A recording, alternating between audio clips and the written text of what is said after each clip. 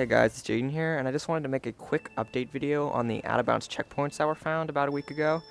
First of all, a new instance was found in Grumble Volcano, which is really huge because it means that every single race with branching paths in it now has at least one of these out-of-bounds checkpoints, which basically means if the pattern continues, any custom track that has branching paths in it probably has this checkpoint too, and that could be used for new shortcuts in custom tracks. And maybe in Nintendo tracks too, but we don't know yet.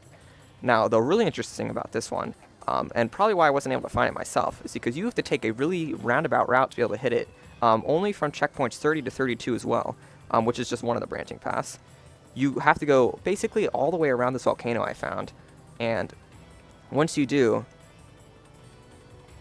you'll see once I get about here, it should update to 34, which, okay, there it is. And you can see I'm nowhere near 34. Now, I'm going to show you what happens if you just take a direct route, because you're going to see that it actually doesn't work. And this is another huge realization because it means that there's also a very likely possibility that there are a ton more of these that I missed.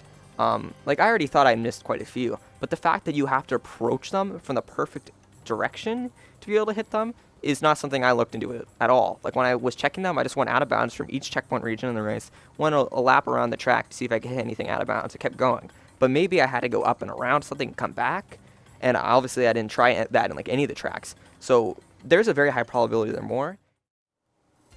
Okay, so this brings me to the second main point of the video, which is that looking for all of these checkpoints and trying to understand how they work is probably more work than what I could do alone. So I'm asking for help here from the community. Now, I did post that Google document in the previous video, which I'll be reposting again in the description of this video. And basically that has everything I found so far. So if you want to read that, could be very useful for getting a head start on understanding how these work. And what I need help with specifically is just doing a much more extensive search for these checkpoints. As I said earlier, there's a very high chance I missed a ton of them. So basically all you need in order to do this is the future fly mod, as well as a checkpoint counter mod, so you can see if the checkpoint changes and as you hit one of these weird out-of-bounds checkpoints. And also, if you have any just theories in general for how they might work or any other discoveries about them, I would love to hear that as well in that document. There'll be a section at the bottom for just any theories or discoveries that you find that you can add in.